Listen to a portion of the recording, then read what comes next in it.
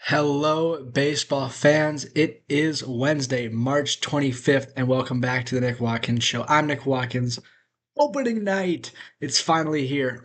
It is like Christmas Eve, but you get to open one present after you come home from church, and you pick one, and it turns out to be a brand new Xbox. That's what I'm feeling today. Because, it's like opening day is my favorite day of the year. That's technically tomorrow. The Giants play tonight on opening night, but so we can't. It's not opening day, but my excitement level, my hype level is still the same as it would be for opening day. Today and tomorrow and every day until early November is going to be incredible because baseball is finally back. Yes, yes. I last year I was in baseball mode from February to November, and I never turned it off. I mean, I've been in baseball mode for about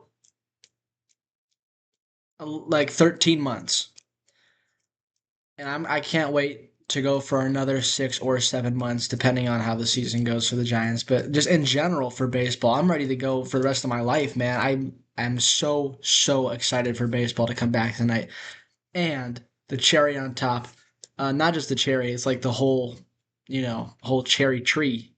George Washington cut it down. You get all the cherries, you put that on top. The Giants play tonight. The Giants host the first ever game of the 2026 MLB regular season. I will be there.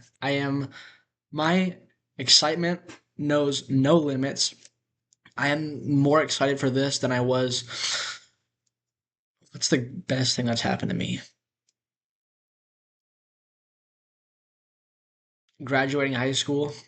I'm more excited for this than graduating high school. I'm more excited for this than basically anything that's ever happened to me. Um, dude, the Giants. Let's get on. Let's get on to the game. Got a big episode today. Not just baseball. We got a lot to talk about on Netflix. The Giants and the Yankees at 5:05. Dude, I'm gonna say baseball is back about 30 times this episode. I got my baseball right here. This is a signed baseball. It's signed by Jeremy Affeldt, but like the pen is gone, which is unfortunate. But I mean, it's there. You just can't see. You can see the pen a little bit, but that's Jeremy Affeld's signature. I went to the mall and he was there, and I got his signature. But anyway, Giants Yankees opening night, the first and only game of today, the first game of the regular season for any team. And the Giants host the New York Yankees. Let's talk about the Yanks first, and then we'll talk about my San Francisco Giants. Here are the Yankees. Their lineup has not come out yet, the order, but we can guess. But we know who's going to be pitching. It's going to be Max Fried is going to be taking the pill for the New York Yankees today. Last year, he pull up the stats, pull up the stats, pull up the stats. He went 19-5, most wins in baseball. 2.86 ERA, very solid.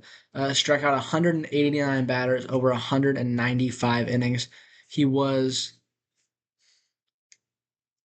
tied for fourth with his teammate Carlos Rodon and Tarek Skubal for the fourth most innings pitched in baseball. That's a very nice year. I don't know if he got Cy Young votes. I'd assume so. He did not win. Obviously, he got some votes. 1.10 WHIP. Just a solid year last year for Max. Or not just solid. This was a great year for him. His first year with the Yankees. He was with the Braves before that. I don't think he was on the World Series team. I don't know if Real has 2021. So I think he was. He definitely was. Um, Max Fried. He's a dog. MLB The Show card, new threads. I loved it. He's a good lefty pitcher. They gave him a lot of money last year, and for the first year, it looked like he lived up to that. He's going to be looking for a hot start against the Giants bats today. Here's the Yankee lineup. We don't have the order, but we can kind of guess. It's going to be against Logan Webb, and the main guy who has ownage against Logan Webb is Aaron Judge, who in his career against Logan Webb is 3 for 7 with 3 strikeouts and 2 ding dongs. I can tell you exactly where I was when he hit those two homers. Number one, opening day 2023. The game was in Yankee Stadium. I was sitting in front of my TV. Actually, I was standing. And it was the first inning, and Judge hits a tank. Actually, I don't think it was the first. I think it was his second at bat. It was like the third inning. That was off Logan Webb. That was opening day. This is also opening day. And then 2 years ago, Giants Yankees at Oracle Park. I was there with Grant and Ryder and my dad. You don't know Ryder, but happy birthday, Ryder. Happy birthday today. It's his birthday. And Aaron Judge. This is actually a funny story. Aaron Judge is up to the plate, and Grant is a big Yankee. Well, he's a Yankee fan. I got him into baseball. His team is the Yankees. He knows who Aaron Judge is. He has his jersey. That's pretty much it. That's all he knows about the Yankees. We went to the game. Judge is up. He's so excited. Judge hits a foul ball, but it's a high foul ball, and Grant thought it was gone. So he gets out of his seat. He's like, oh my goodness. And it's a foul ball, like barely at first base and in the seats. And we're clowning him like, Grant, you idiot. That ball barely got it out of the infield. It was foul. You are stupid. Next pitch, Judge goes 462 to left center. And we're sitting there like, and Grant is giving us crap for it. Aaron Judge. So, moral of the story is Aaron Judge has ownage against the Giants ace. Hopefully, that does not come into play today.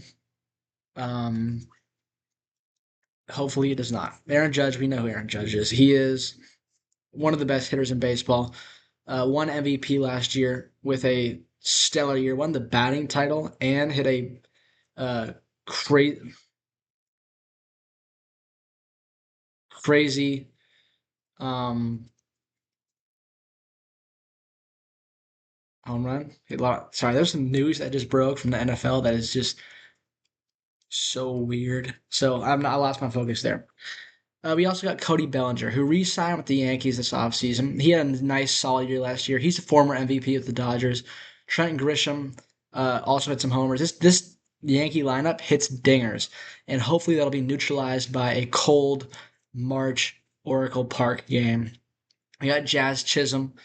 We got Ben Rice. Volpe is on the injured list. So is Jason Dominguez in the minors. You're going to see McMahon. You're probably going to see Wells. Maybe Stanton will play. Maybe Caballero. We don't know who the lineup is. We know who's pitching. It's going to be Fried. We do know the Giants lineup. And this is a lineup that I will be drilling into my memory, and I will never, ever. I don't forget opening day lineups. I can recite it from like the back of my hand. And this is what the Giants have going today. Logan Webb on the bump. Logan Webb on the bump. He is the most underrated pitcher in baseball, and I will stand by that. I also think he's the fifth best pitcher in baseball. Maybe four. Him and Peralta are very similar. I think Logan Webb is either the fourth or fifth best pitcher in baseball, and I will stand by that because he's just so underrated. Two-time All-Star, should be like 4 or 5-time All-Star, if we're being honest.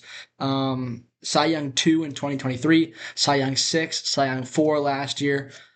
The numbers are where he finished in the voting, for those of you who don't know, aren't familiar with that terminology. So Cy Young 2, Cy Young 6, Cy Young 4. He struck out over 200 batters for the first time in his career last year with 224. Whoa. That's a lot more than I thought it was. But the innings pitched, 207, led the league, third in the league with the K's, 15 and 11, fifth most wins in the majors, and 3.22 ERA.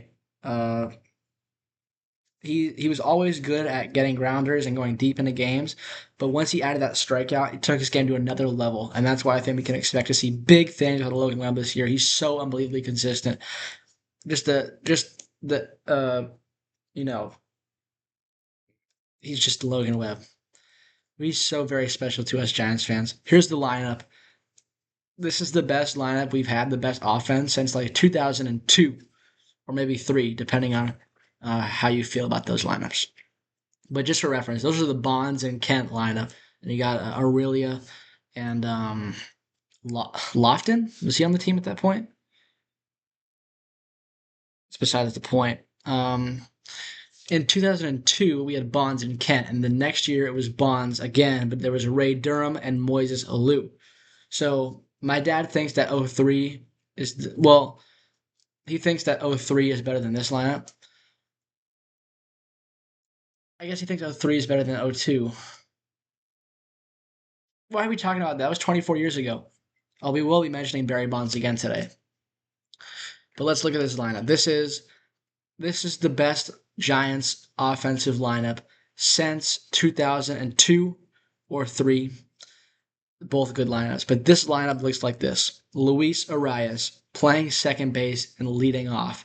Contact guy. Great, great, great bat to ball skills. He's just got such good barrel control. Will the defense play? I think he can be average, and that is probably best case scenario if he's an average second baseman defensively. We know he's going to hit. We know he's going to get on base, hitting, and probably not walking, but just hitting the cover off the base. Well, not the cover, but you know what I'm trying to say. Luis Arias will get hits. That's what he does. Rafael, no. So hold on, let's restart that. This is the best Giants lineup since 2002, since we had Barry Bonds. It goes like this. Luis Arias leading off and playing second base. He's going to hit. That's what he does. Hit machine. He's going to be contending for a batting title. He's going to hit over 300. Will the defense play? If he can be a league average second baseman defensively, that's best case scenario. We will take that any day of the week. League average defense. Hitting second, Matt Chapman, 5-time Gold Glove, 2-time Platinum Glove. He can hit too. He's a streaky player, so he's going to get either really hot or not so hot. But the defense is the best in the league at third base. He can hit. He's got power. He's got the good, strong hands to hit the ball with line drives. Chappie hitting 2. Hitting 3, Rafael Devers. Carita, big time pop from the 3. He's going to be DHing today. I don't really think it matters if he plays first or DHs because what we're looking for is the hits and the power from Rafi. And he will hit the cover off the baseball. He's got power. And when he came over from the Red Sox in that trade, he was 1, injured, 2, uncomfortable. That's a big life move, getting traded from a team you've been with since you were 16. But when we saw him get comfortable in August and September, he looked every bit like Rafi Devers that we know from the Red Sox.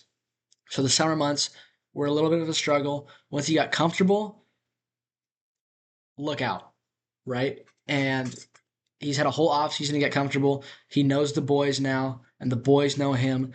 We know him. We love him. Rafi. The other interesting wrinkle about this is Rafael Devers kills the Yankees. Let me bring up the stats so I don't mess it up. I know, like, it's Rafael Devers versus the Yankees. Take a look at this. Rafael Devers, in his career against the New York Yankees, is hitting .270 with 120 hits, 31 homers, 78 runs batted in, and he scored himself 79 times in 119 games against the Bronx Bombers in his career. He's played 119 games and gotten 120 hits. That's over a hit per game. 31 home runs. If you keep that pace going, he's hitting 50. 78 ribbies, and the really funny part is he scored 79 times. So not only is he driving people in, but he's scoring as well. This guy just owns the heck out of the Yankees. It's too bad Cole's not pitching because the numbers against Cole are even crazier. But Rafael Devers with the Red Sox, he has not played for the Giants against the Yankees yet until tonight.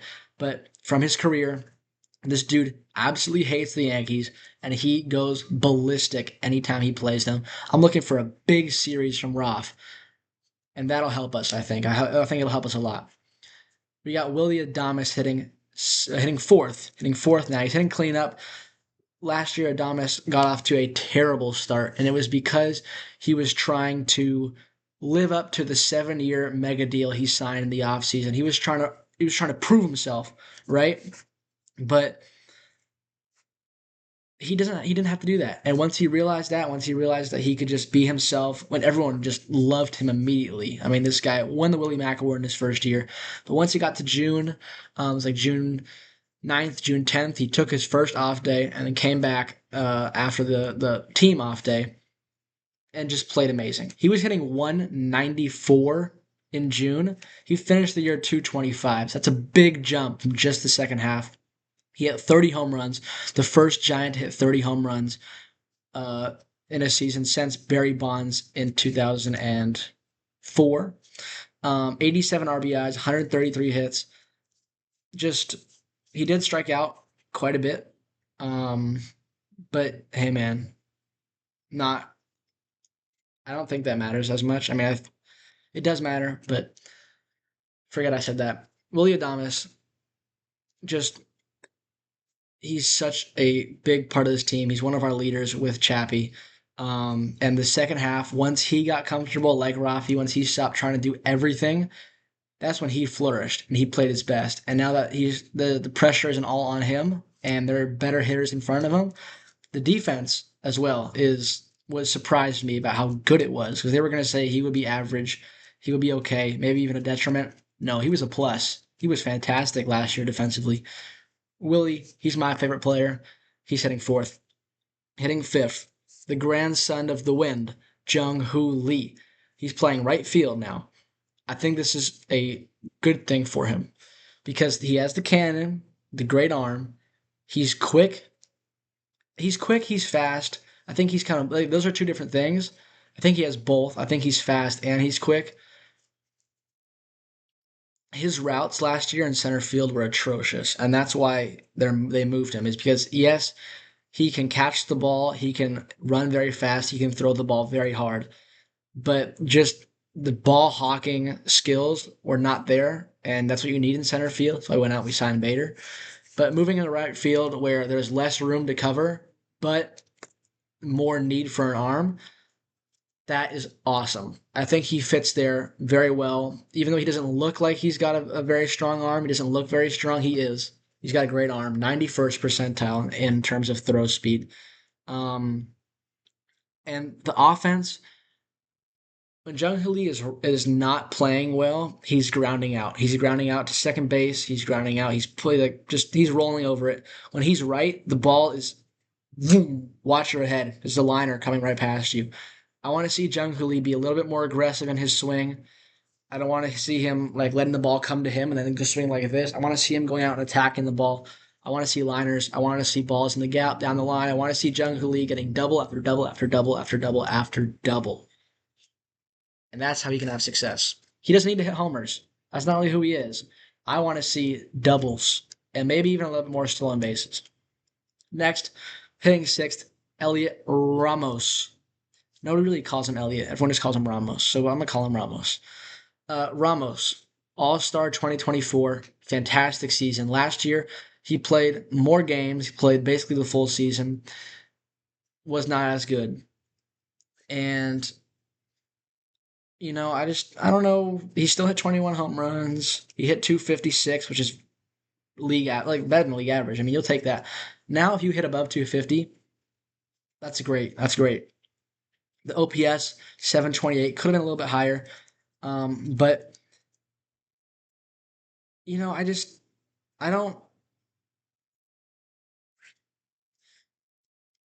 I don't know how much higher the ceiling can go. I mean, you remember the first like 6 games of the year, he had an extra base hit in each one. He was just a slugging machine. Maybe that's the key. Is maybe he just needs to slug a little bit more.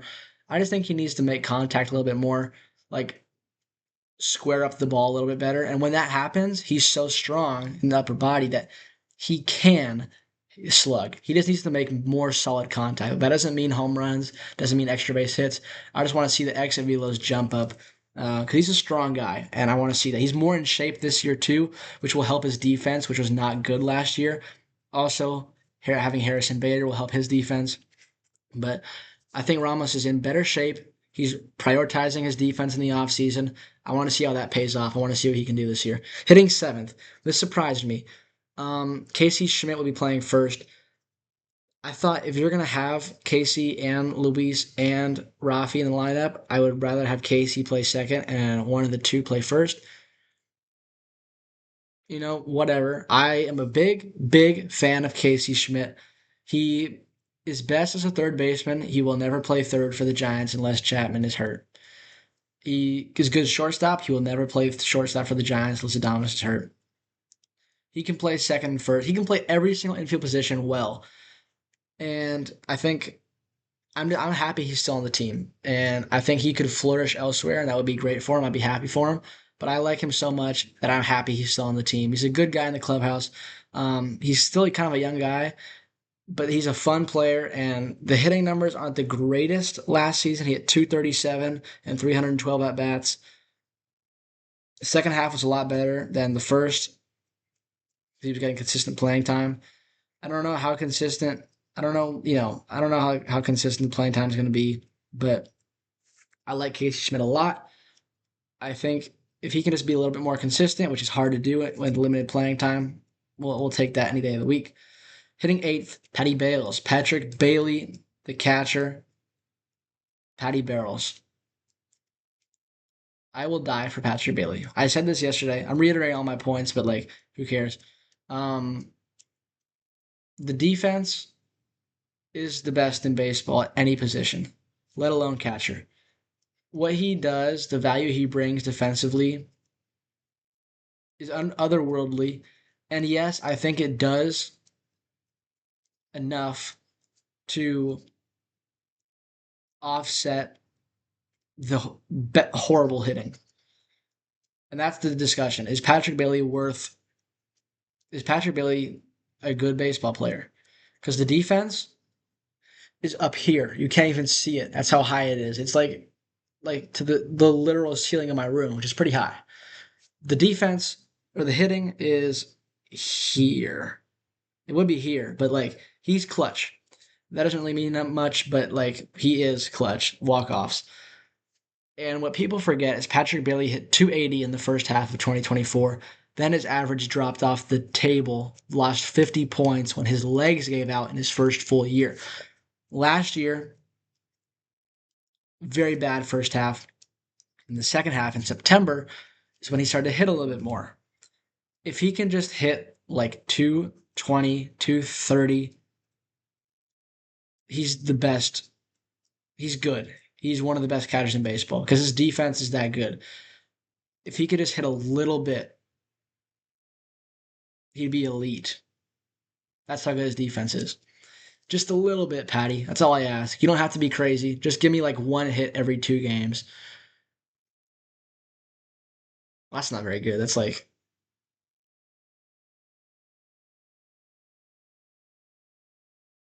one hit every 6 at bats. That's like 200. No, you want to hit every 5 at bats. Just hit 230, please, Patrick. That's all I ask. And then I can show everyone that you are the best catcher in baseball. Well, that's not true, but just I'm rooting for him. The defense is going to be the defense. I don't care about the ABS. He's going to get better because of the ABS, I think. That's not. I don't know. We'll move on to Harrison Bader, who I'm very very excited about. 2-year deal to bring him over. He's a clubhouse guy. He's the captain of the outfield, playing center field. Last year, I'm pretty sure he just mashed against lefties. Um,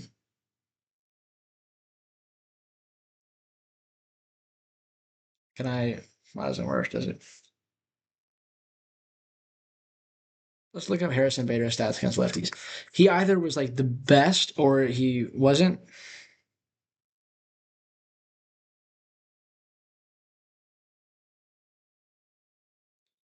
Against lefties. Whoa. 121 OPS. 221, 5 home.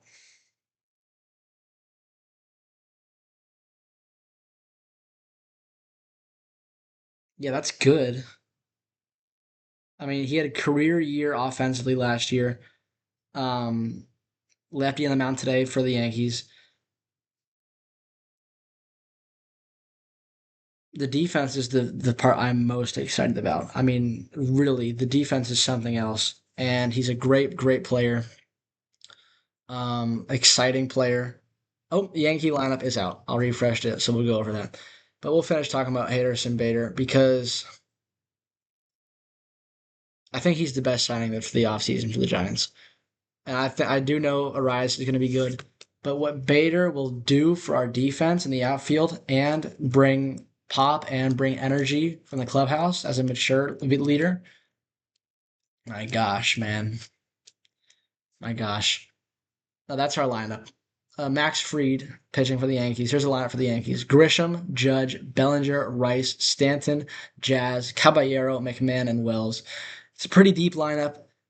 There's a ton of homers. Last year, all they did is hit homers, 1 through 6, all over 30. Actually, I don't know about Big G. How many did he have? He had 24 and only 249 appearances. So I think okay, Rice hit 26, Judge hit 53, Grisham hit 34, Bellinger hit 29, Jazz hit 31. There's a ton of pop. Can Logan Webb minimize that? Yes. That's today. I'm so excited, man. I think the big challenge is going to be the bullpen today. The Yankees have a lot of good lefties: Grisham, Bellinger, Rice, Jazz, McMahon, and Wells. So who do we have in the lefty bullpen? Well, we got Matt Gage, we got Eric Miller, and we have Ryan Barucki, who made the team, even though he was with the White Sox in spring training, but he made the Giants team. So good for him. We got 3 lefties in the pen, and I'm super excited to see Eric Miller pitch again because he's one of my favorites, and I'm a big fan of his. I also thought Matt Gage was effective last year, and I want to see this Barecki guy is. I think we're going to see a lot of those 3. Maybe not today if Webby does what Webby does, which is go deep into the game. But with Robbie, and it'll probably be Mally on Saturday, or Molly, who I'm pretty high on. If you want to see my full breakdown of the Giants lineup, go check out yesterday's NL West preview. I'm not going to go over everybody, but it's I think we'll see a lot of the lefties. That's my opinion on that. For today's game, let's just wrap this up with the prediction. Yes, I'm biased. I don't care. Not today. I will not be biased. And we probably won't pick every game because it's hard to do in baseball, but today I'll go with the Giants winning this one with a score of, these are 2 good pitchers and 2 good lineups. Who's going to be more effective? 3-2 Giants. I think Judge will hit a home run. I think Rafi will hit a home run. It'll be 3-2. Close one. Nail biter. But what else is new for the Giants? Tomorrow is opening day across baseball, and I haven't done my predictions for where the postseason is going to end up. If you've watched all of my division videos and the special editions, you'll know what my predictions are. You'll know who I have making it, but you probably did not. So I will tell you right now. Starting with the AL, I got number 1 seed Toronto. I have Toronto as the 1 seed, and then the 2 seed Seattle Mariners. Do I have to mention each team what I like about them? I don't think so. I'll just maybe I will. The Blue Jays, they have a good rotation. They made it to the World Series last year. We're 2 outs away from winning it all. Couldn't close the job. They got Vladdy. The offense, they just hit the ball very well, and they pitch well as well. They just got a very balanced team. I'll take Toronto. I'll take the Mariners because the rotation is the best in baseball, 1 through 5. Not to mention they have Cal Raleigh and they have Julio Rodriguez, and the lineup is very good as well. They got Naylor, and they got a Rosarena, and they got Brendan Donovan. I think is going to be a big part of their team. Taking the Mariners. For the 3 to win the Central, that means is the Detroit Tigers. I don't really think anyone's going to stop them. They have a dominant rotation as well at the top with Skubal and Framber Valdez. The lineup has nice pieces in it like Riley Green, Spencer Torkelson. I'm taking the Tigers to win the Central. For the wild card in the American League, I'm taking all American League East teams. I think the Yankees are going to be the 4, the first wild card. The Red Sox will be the 2, the 5, the second wild card, and the Orioles will be the 6, the third wild card. I'm taking 4 teams from the AL East to make the postseason. I think the Yankees, even though it's not like the most exciting team, with the exception of Judge, I mean, they have Pop. The rotation is very, very good, especially if Schlittler is a guy and Cole comes back healthy.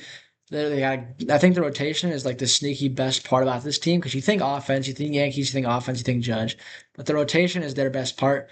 And then, of course, you have Aaron Judge for offense.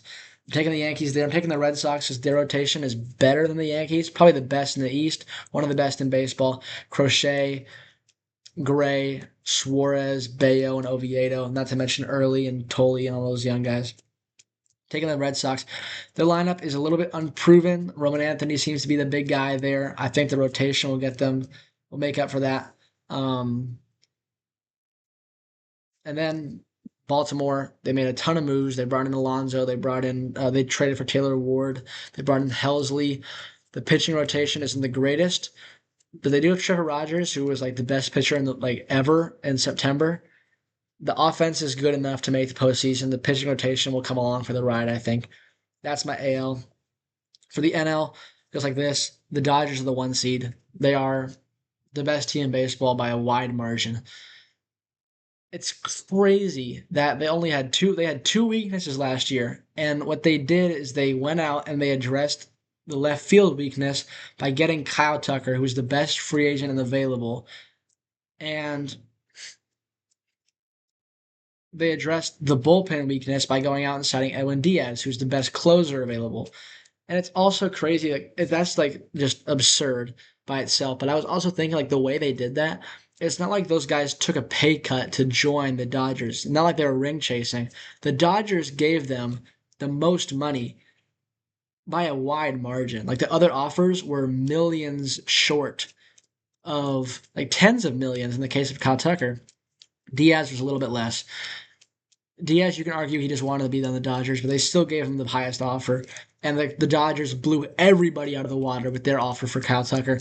So not only did they go out and they did that, but they did that by spending a ton of money. Like, they didn't have to do that, but they did. They made it a priority. It's not like Kevin Durant. It's different. They it's like if the Warriors gave KD $100 million more than everyone else. Like they didn't have to do that. They could have settled for like a cheaper guy, but instead they went out and gave the most money out of anybody to Kyle Tucker. Where's that money coming from? Deferrals, yes, but like I guess it's just a thing of like the rich get richer, right? And it's like once you're established, it's just I don't know. I guess it's like is it all like from the jersey sales and stuff, like concessions, or is it like the ownership? And they have a big ownership group. They have so much money to play with. That's why there's going to be a lockout. and That's the other thing. This is going to be the first opening day, but maybe the last opening day for 2 years. There's potential. I sincerely hope not, but it could be.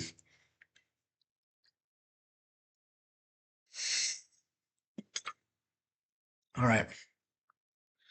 I have the Dodgers winning the West. Maybe 100 wins if they have to. That's crazy. If they want to, they can win 100 games, but they might not have to. They might be resting, saving it up. To win the East and be the 2 seed.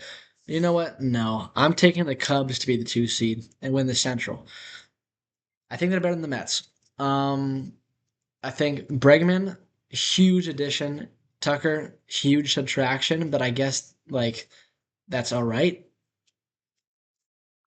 I mean, Bregman's a great player, and he will be big for this team. I think PCA will have a like breakout, like he'll like re-breakout. Like last year was his breakout. This year he'll solidify himself. He'll go to another plane in terms of like playing baseball. The rotation, it's full of a lot of like high floor, low ceiling guys, I think. Like the ceiling on the floor is not very like it's a not a very tall room in this analogy. But the offense is like very deep. The defense is very good. Um, they have a lot of all-star candidates. Cubs 2, Mets 3. I think the Mets are the best team in the East. Um, They got Bichette, they got Robert, they got Williams, and they got Freddie Peralta, and they got Luke Weaver, and they got Simeon. Lots of trades, lots of moves being made. The lineup is like 1 through 3 is like maybe the best there is. Soto, Lindor, Bichette. I mean, you guys got Polanco. The rotation is like very good as well. I mean, you got Peralta, McLean, Peterson, and Senga, and think Clay Holmes. The bullpen can be better if Williams plays well. Taking the Mets to win the division. I I'm honestly am still unsure about the wild card. I can see 5 teams making it. The fifth one is outlandish, but I can see. I mean, if you include the Diamondbacks, it'd be 6. I don't think so. Here are the teams I'm thinking about: the Brewers, the Giants, the Padres, the Braves, and the Phillies. I think. Which one's the best out of those? I honestly, I might pivot. That's crazy talk, though. Is it? Am I high on the Brewers? They haven't won below 86 games in 10 years. I'm gonna make an outlandish pick right now. This entire offseason, I've been like, Padres are making it, no question. But yesterday, I was looking at their team for the video, and I was questioning it. I mean, Tatis and Merrill, oh yeah, big time, great players. Machado, I think he's still got it. Bogarts and Cronenworth, can Loriano play like he did last year? I think I'm going to take the Padres to miss the playoff. I'm super high on Mason Miller and Tatis and Merrill. Other than that, is King still a guy? Can Pavetta play like he did? I don't think so. I don't know if they have enough. I'm also taking the Phillies to miss the playoffs because these are two out like wild takes. By the way, I'm just casually throwing it out there. I think I'm taking the Phillies to miss the playoffs too because the core Harper, Schwarber, Turner, Realmuto, it's getting older, but the rotation is oh my gosh, this is tough. This would all be solved if I just take the Giants out.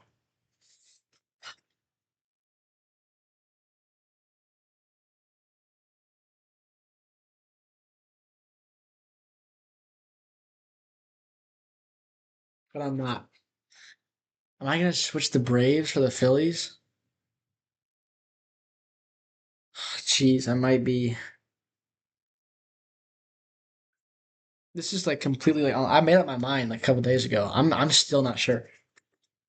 But Acuna though, it's like let me walk you through what I'm thinking. The Phillies rotation is so good. It's like Sanchez, Lazardo, Wheeler's gonna come back, Nola, and Painter. That's amazing. The offense maybe will show signs of regression, but like the rotation is really the good. But in the Braves offense, it's like Acuna, Olson, Harris, Riley, Albies, Baldwin, Yastrzemski. If those guys can play like they have been when they're good, I don't know who's beating them. It's like, do I want the Braves lineup or the Phillies rotation?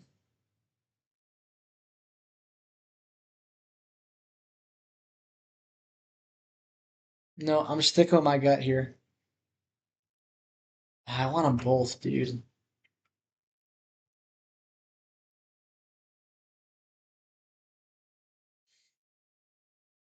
Now I could take them both. And that leaves one more spot between the Brewers, the Giants, and the Padres. And I've made my case for the Giants. For the Brewers, I also just made my case for them. Yes, they lost Freddie Peralta, but that was just one guy. Oh, he was a big part of the team.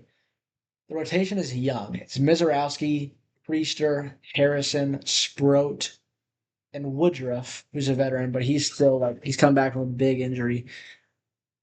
Am I gonna take the Brewers? No, I. I can't though, because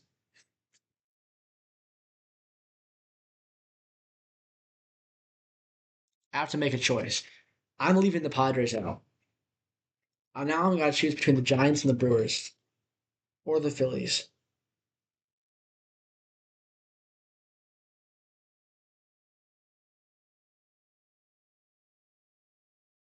Yeah, I changed my mind. I want the Phillies in.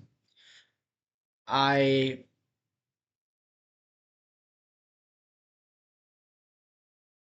I want to say Giants so bad, but can I bring myself to not? No, I'm taking the Giants. I believe in this team. I went from taking the Braves, Padres, and Giants to taking the Braves, Phillies, and Giants, and I like that. I like it. So here's my NL wild card. So now that if I figure out the seeding, I'm taking the Giants last. I have to, and I'm taking Phillies or Braves. Phillies or Braves. Phillies or Braves. Braves because offense is usually better than pitching in the regular season and postseason where pitching really matters. So I can see the Braves and the Phillies squaring off on the wild card in Atlanta and the Phillies winning. So I have now I have now convinced myself to change my wild card pick.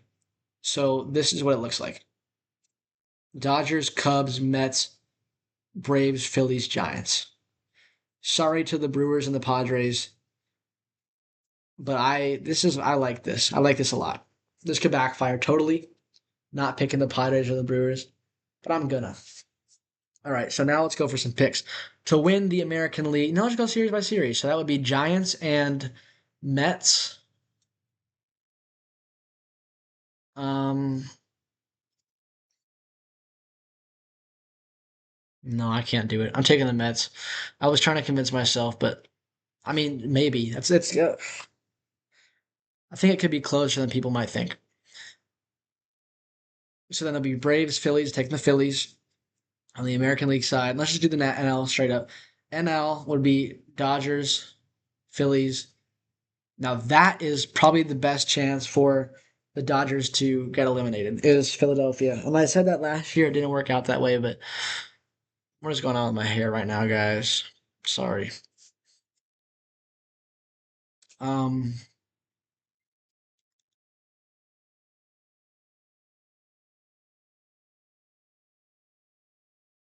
Dodgers. I gotta take the Dodgers. And then I'll take the Cubs over the Mets. And then I'll take the Dodgers over the Cubs. Dodgers to win the pennant. AL, Yankees, Sox. Taking the Red Sox. And then Tigers, Orioles, taking the Tigers barely. And then that would be Blue Jays, Red Sox. I'm taking the Blue Jays, Mariners, Tigers, easy Mariners.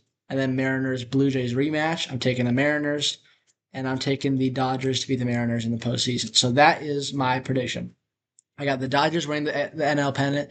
I got the Mariners winning the AL pennant, and I got the Dodgers beating the Mariners in 5 games in the World Series. And I really hope that that's not happen, but that's how I see it happening. I see the Dodgers repeating.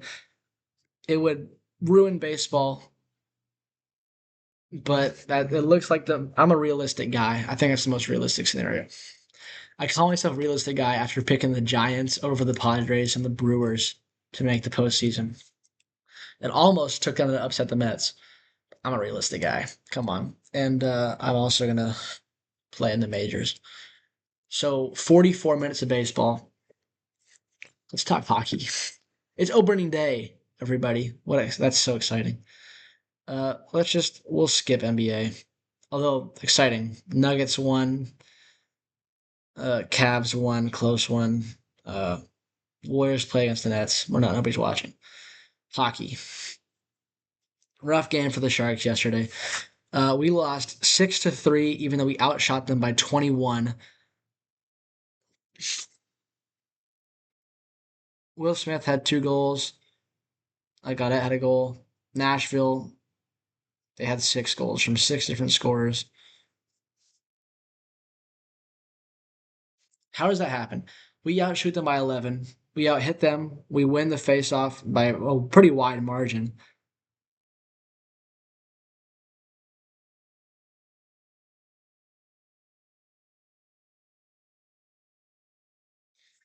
I guess it's a defense thing because I mean, can you blame the Delkovich? I mean, yeah, I guess he did not have a very good game, but he's also like they're getting great chances, and we were not getting good chances. That's kind of the thing is the quality of chance is much higher in the opposition's favor. Sharks lost. Got so that's the fifth loss in a row. Got to get together because the Oilers beat the Mammoth, the Ducks beat the Canucks, the Kings lost in overtime, so they still got a point. Stars lost to the Devils, Golden Knights lost to the Jets. Now the Jets are above us, so whoop de doo, right? Kraken lost to the Panthers and OT, still got a point. Avs beat the Penguins. Here are the standings. How far are we down? We're down 7 points with 13 games to go. We still play Nashville twice, and Nashville is the 8th seed. But now we're 12th. We're only a point up on St. Louis. How would we go from in less than in a week, just over a week, we went from 8 to 12. 2-8 in our last 10 games. I don't want to say this, but I'm calling it. I think that's the season for the Sharks. Now, if they surprise me, I will be the happiest person in the world. But the play as of late, lost 5 straight games, so little time left, so many points to try and make up in that little time. I just don't see it. That being said, even if we missed playoffs, the season was a resounding success. It does sting a little bit, even though we were so close. But the future is 100% teal. And maybe this year still could have some teal in it. But I don't know. Just the quality of play, not getting good enough chances, even though we're out shooting the opponents. Just too many losses in a row. It's unfortunate. It's realistic. And the future is still so bright. But I think that's the season for the Sharks. I'm tired. I gotta go rest up because I got a baseball game to go to. So excited. Thank you, everyone, for watching. I'll see you tomorrow. Let's go. Baseball.